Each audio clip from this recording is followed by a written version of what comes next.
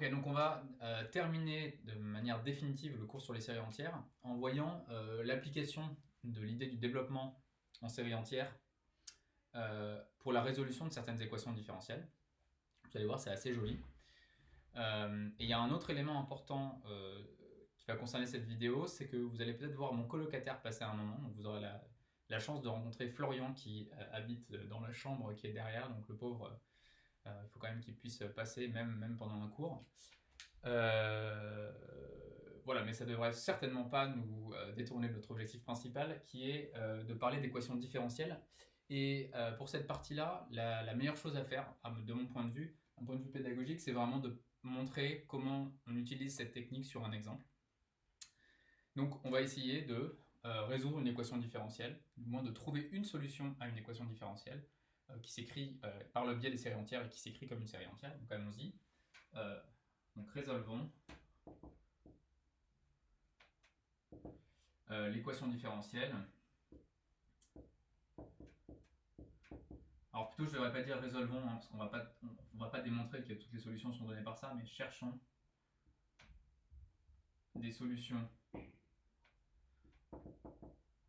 DSE en 0 à l'équation différentielle suivante. Donc on va chercher des solutions à l'équation, on va chercher une fonction y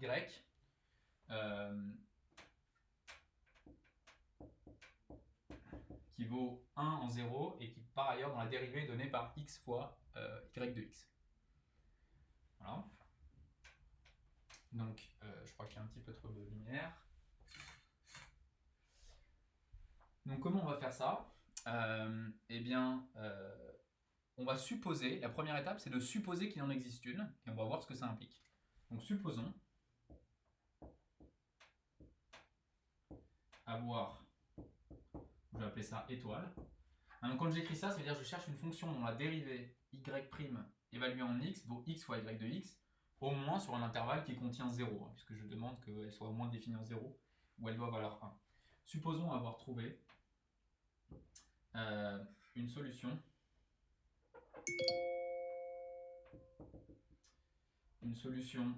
DSE en 0 sur deux rayons de convergence strictement positifs, noté R.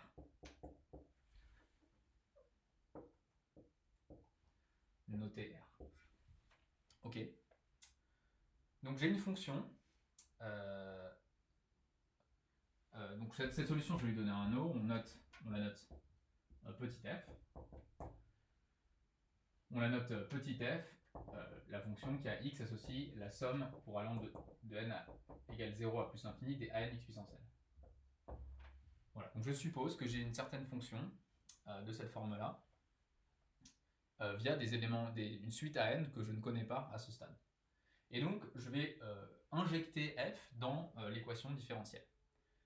Donc je dois avoir pour tout x appartenant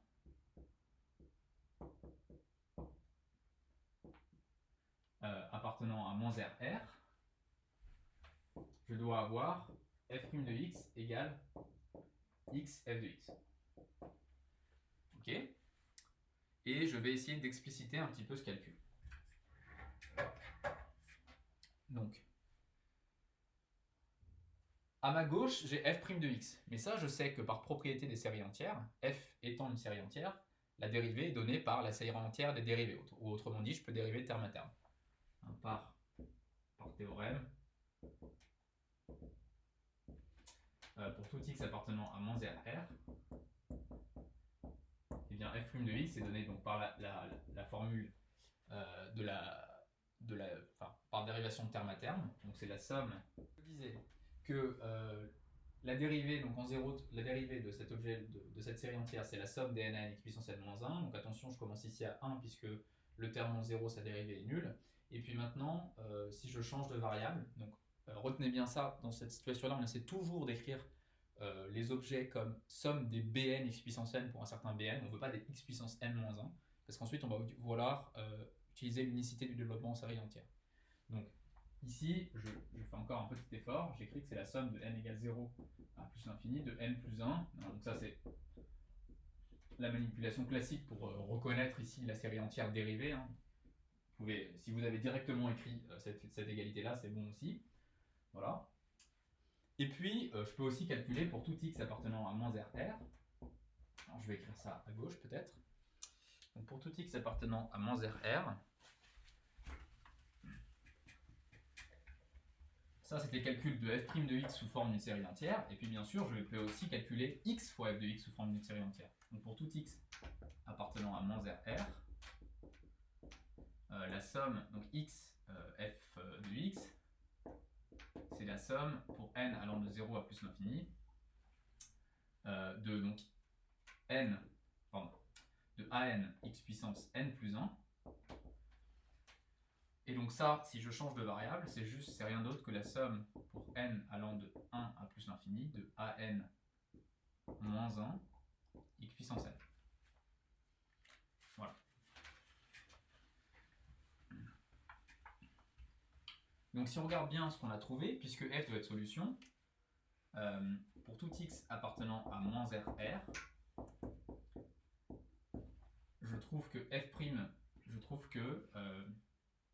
j'utilise le fait que f' de x est égal à x f de x.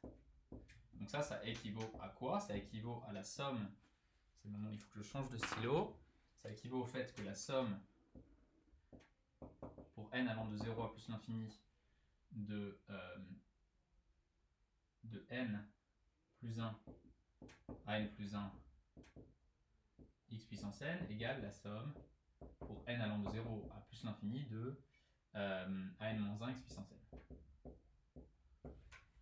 Donc si on donne un nom à ces quantités-là, on a la somme des Bn par exemple, si j'appelle ça Bn x puissance n, et puis à droite est égal à la somme des Cn x puissance n. Et vous savez que le développement en série entière est unique. Donc nécessairement, c'est un des gros théorèmes de ce cours, c'est que l'égalité de ces deux fonctions impose qu'en fait les coefficients intervenant dans la série entière sont nécessairement égaux.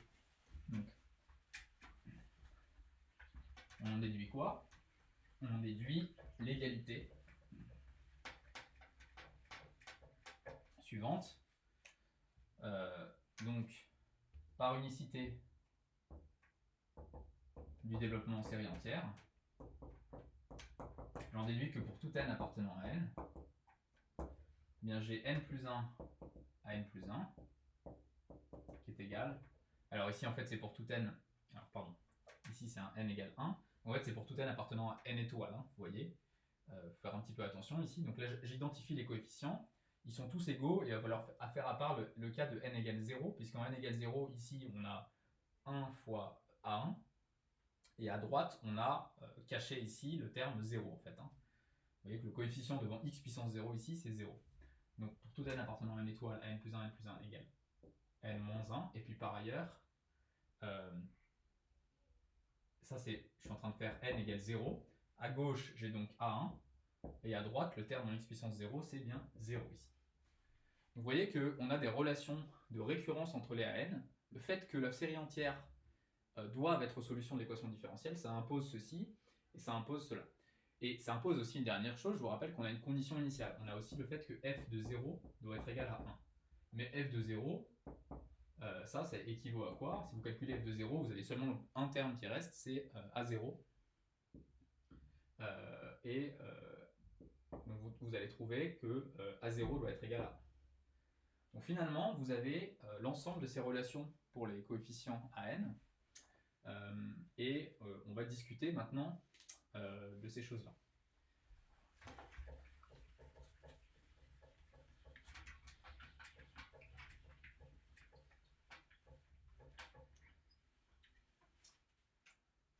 Donc si on résume un petit peu où on en est arrivé, on a supposé qu'on avait une solution, on a vu que les AN vérifiaient une certaine relation. Donc ça, en fait, si vous écrivez ça, vous définissez entièrement la suite AN. Vous l'avez définie par récurrence. Vous donnez A0 égale 1, A1 égale 0 et cette relation de récurrence. Ça, c'est défini entièrement les coefficients AN. Donc la suite AN est définie. Maintenant, la question, c'est cette série entière qui est apparue comme étant solution du problème. Est-ce qu'elle est effectivement de rayon de convergence strictement positif? On avait supposé. Donc, vérifions que R est strictement positif. pour ça, en l'occurrence, on va pouvoir calculer explicitement les AN. D'abord, donc j'ai A0 qui est égal à 1. Donc ça, je devrais dire réciproquement.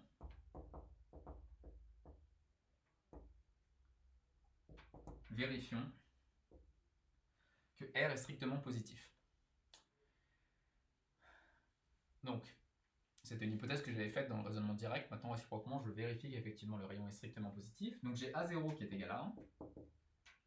J'ai A1 qui est égal à 0. Et puis, j'ai AN plus 1 qui est égal à 1 sur N plus 1 à N moins 1. Donc ça implique quoi? Ça implique, si maintenant je l'écris pour les nombres, vous voyez que ça me dit que pour calculer AN, il faut que je regarde le AN 2 rangs en dessous. Donc je vais avoir des relations de récurrence pour les entiers pairs et les entiers impairs.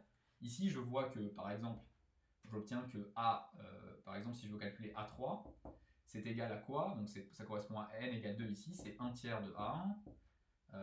Et de manière générale, j'ai A2N plus 1. Donc je prends pour entier N l'entier 2N, je pourrais appeler ça 2K si vous voulez. Allez, appelons-le 2K. Donc c'est égal à 1 sur 2K plus 1 à 2K moins 1. Donc vous voyez que par récurrence, comme A1 est égal à 0, tous les entiers, tous les AN impairs pour N impair vont être nuls. J'en déduis par récurrence, pour tout K appartenant à N, A de K plus 1 égale de proche en proche, en fait, A1 égale 0. Voilà, donc déjà, j'ai calculé les entiers, les valeurs des N pour N impair.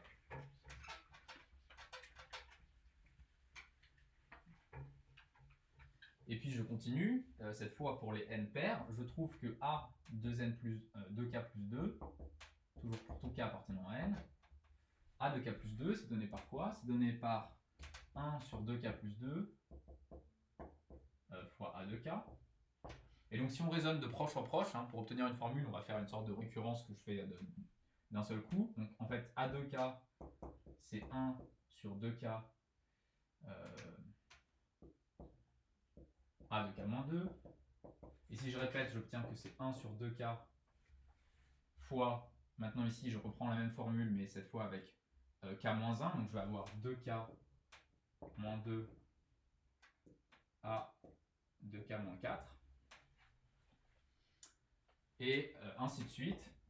Vous pouvez voir par récurrence, on démontre facilement que A de K, en fait, c'est 1 sur 2K facteur de 2K moins 2, 2K moins 4, fois etc. jusqu'à 2. Et puis à la fin, je vais avoir A0 qui vaut 1.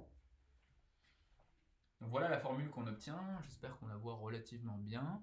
Donc au numérateur, vous avez 1, au dénominateur, vous avez 2K fois 2K moins 2 fois 2K moins 4 fois jusqu'à 2 ici. Okay, le tout fois 0. Donc ça, le dénominateur, on peut l'écrire de manière plus agréable. Vous voyez que 2K, c'est 2 fois K, 2K moins 2, c'est 2 fois K moins 2, 2K moins 4, c'est 2 fois... Pardon, 2K moins 2, c'est 2 fois K moins 1, 2K moins 4, c'est 2 fois K moins 2, etc. Donc une autre manière d'écrire ce truc-là, c'est 2K fois 2, K moins 1, fois 2, K moins 2, fois etc. fois 2 fois 1 en fait. Donc, voilà. Et donc ce truc-là, si je rassemble tous les deux, j'en ai K en tout, donc j'ai 1 sur 2 puissance K, et puis les K, vous voyez que j'ai un K factoriel qui sort. Donc j'ai 1 sur 2 puissance K, K factoriel. Voilà. Donc ça me donne la valeur des coefficients à n pour n pairs. Or ici, ça vous pouvez vérifier que du coup ça implique, par exemple par le critère de D'Alembert, donc vous pouvez vérifier que R c'est égal à 1, c'est égal à plus l'infini. Le rayon de convergence de cette suite-là est plus l'infini, comme les autres termes sont nuls, le rayon de convergence est égal à plus l'infini. Par exemple, par le critère de D'Alembert. Je n'en fais pas la preuve, mais voilà. Et donc à ce stade-là, vous pouvez dire quoi? Vous pouvez dire que réciproquement, tous les calculs qui avaient été faits auparavant, donc réciproquement, tous les calculs sont justes et donc on a trouvé une solution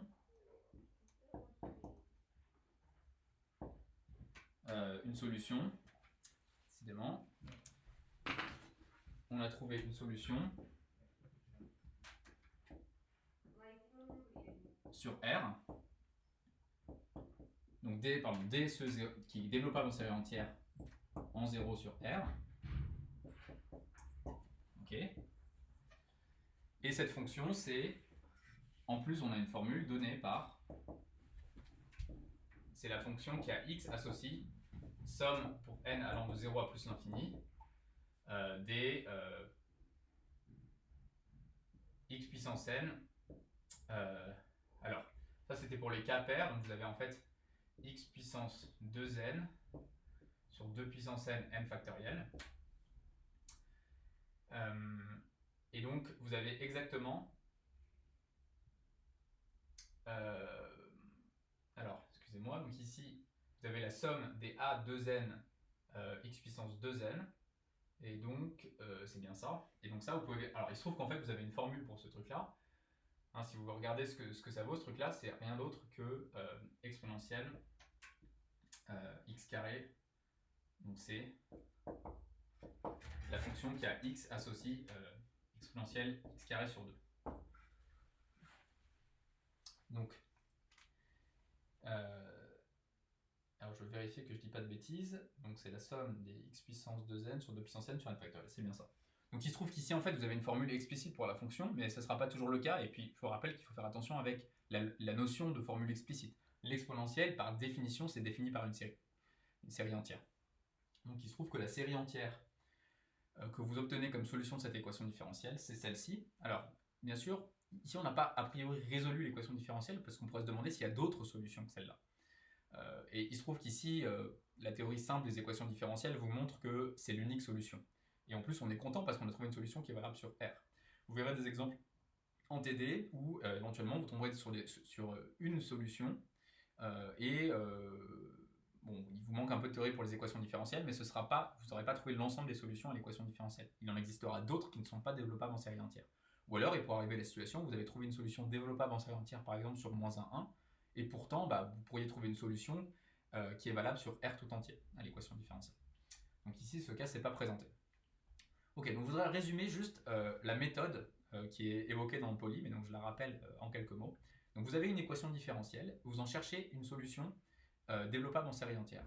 Donc ce que vous faites, c'est que vous supposez qu'il en existe une, et vous supposez que le rayon de convergence est strictement positif. Ensuite, vous menez le calcul, vous calculez les dérivées de la fonction puisqu'elles apparaissent dans l'équation différentielle. Ces dérivées s'écrivent en effet comme des séries entières elles-mêmes, par le théorème de dérivation sous une somme pour les séries entières. Et vous avez, en écrivant ce que vous dit l'équation différentielle, c'est-à-dire elle vous donne une relation entre les dérivées de la fonction, vous avez une équation de la forme nécessairement somme des an x puissance n égale somme des bn x puissance n, où les an et les bn sont des suites qui s'expriment en fonction de la suite qui définit la série entière. Nous, on avait n plus 1 d'un côté, de l'autre côté an moins 1. Là, vous utilisez le théorème d'unicité du développement en série entière qui vous donne donc des relations entre les coefficients de la suite impliqués. Et donc à ce stade, vous avez fait un raisonnement direct, vous dites « Ah, nécessairement, s'il y avait une solution, alors les coefficients de la série entière vérifieraient ceci. » Et là, vous raisonnez réciproquement en montrant que effectivement la série entière est de rayon de convergence strictement positif. Donc il faut vérifier ça, vous avez supposé que c'était vrai, et réciproquement vous le vérifiez. Et une fois que vous avez vérifié ceci, tous les calculs que vous avez faits sont a posteriori totalement justifiés, et donc en effet vous avez trouvé une série entière, solution de l'équation différentielle. Voilà, donc c'est ça la méthode générale. Ce que je m'engage à faire, c'est à vous écrire par exemple un corrigé d'un des exercices de la feuille de TD qui justement traite de ce genre de problème, une équation différentielle dont on cherche des solutions développables en série entière, de manière à ce que vous voyez bien comment la rédaction marche pour ce genre de problème. Là, vous avez eu un premier exemple, mais j'essaierai d'en traiter un autre à l'écrit avec une rédaction bien propre et rigoureuse. Voilà, donc on arrive au bout du cours sur les séries entières, donc du chapitre 2 d'analyse 4, et on va avoir l'occasion et le bonheur pendant la suite de ce confinement de s'attaquer au chapitre 3 sur les séries de Fourier, qui est un chapitre que j'aime beaucoup aussi, qui est très joli. Et j'essaierai de bien motiver ce chapitre du point de vue des applications. Les séries entières, on peut le motiver d'un point de vue un peu théorique de construction rigoureuse des fonctions usuelles. Donc c'est pas seulement théorique au sens où ces fonctions usuelles elles irriguent toutes les mathématiques, donc c'est bien sûr d'un point de vue même des applications, savoir comment marche un cosinus, un sinus ou une exponentielle, c'est crucial. Mais ensuite pour les applications vraiment dans les mathématiques, voilà, vous avez des choses qui relèvent plus de la théorie des nombres. Là, les séries entières, c'est relativement théorique, même si ça peut servir des fois dans des problèmes appliqués, hein. Notamment c'est quand même assez utilisé en physique, donc c'est un peu exagéré de dire que ça sert pas dans les applications, c'est même totalement faux. Mais il me semble que les séries de Fourier, de manière beaucoup plus claire, c'est omniprésent dans les applications, donc j'essaierai de vous expliquer en quelques mots pourquoi c'est important. Par exemple, des sortes d'améliorations très puissantes des séries de Fourier, c'est ça qui sont derrière les techniques de compression d'image qui vous permettent de récupérer une image compressée qui pèse simplement beaucoup moins lourd que l'image en définition, en très bonne définition, par exemple. Voilà, donc écoutez, je vous souhaite une très bonne fin d'après-midi et je vous dis à bientôt pour le chapitre 3 sur les séries de Fourier. Au revoir.